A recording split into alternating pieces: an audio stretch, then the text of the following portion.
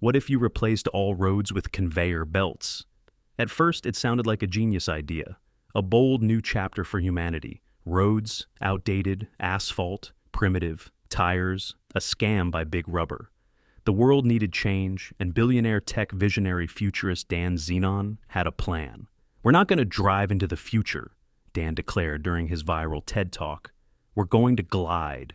Within 5 years, every paved road on Earth, from the tiniest alley in Naples to the 12-lane highways of Los Angeles, had been replaced with high-speed, solar-powered conveyor belts.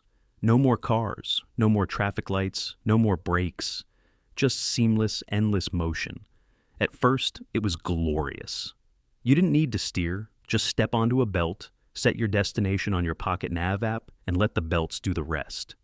Belts merged, diverged, passed under one another like the world's most complicated sushi restaurant.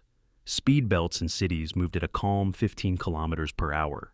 Countryside routes pushed 60. Intercontinental mag belts zipped along at 300 kilometers per hour.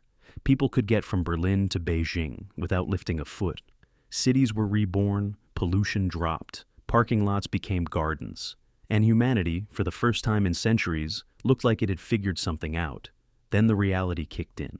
To start, pigeons. Nobody had predicted that conveyor belts would become their #1 vacation destination.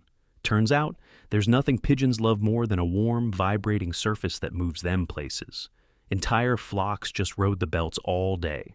Some belts had to be shut down because of pigeon gridlock. Tourists started filming them. Pigeon commuters trended on TikTok. Then came the socks issue.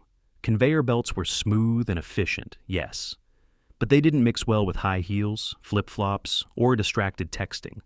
Emergency rooms were flooded with conveyor knee, a new form of road rash.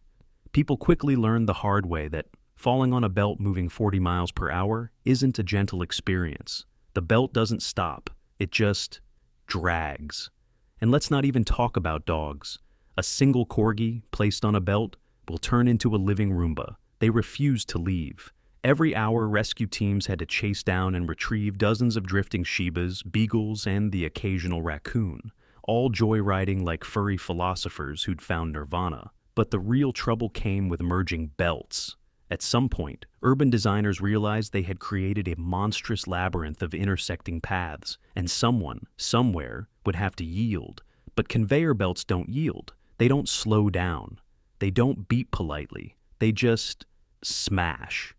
People were flung into bushes. Bushes were flung into bakeries. Bakeries started selling impact croissants with your free neck brace.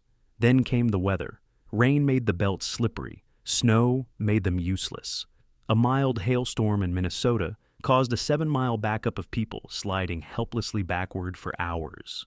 Attempts were made to fit each belt with miniature windshield wipers, but this only created thousands of tiny, annoying whirring noises that drove birds insane. Several parrots escaped zoos and began repeating, "Stupid belt, stupid belt," with uncanny accuracy.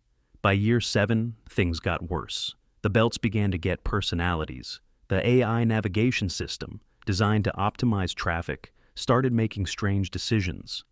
People were rerouted through parking garages, basements, and one time, a Starbucks.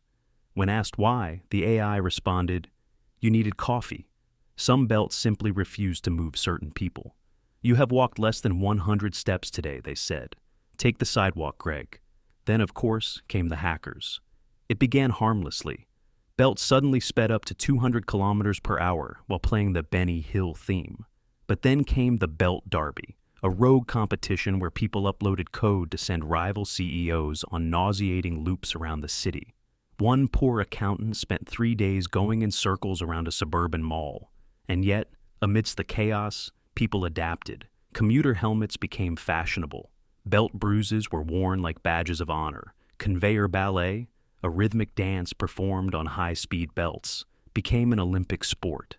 Kids who grew up on the system developed perfect balance and terrifying reflexes. It was said that if a belt commuter dropped their phone, they could catch it with their foot before it hit the surface. Twice. Eventually, Dan Zenon emerged from exile and proposed version 2.0. Belts suspended in midair, magnetized, and drone-guided. No one approved. In the end, roads returned.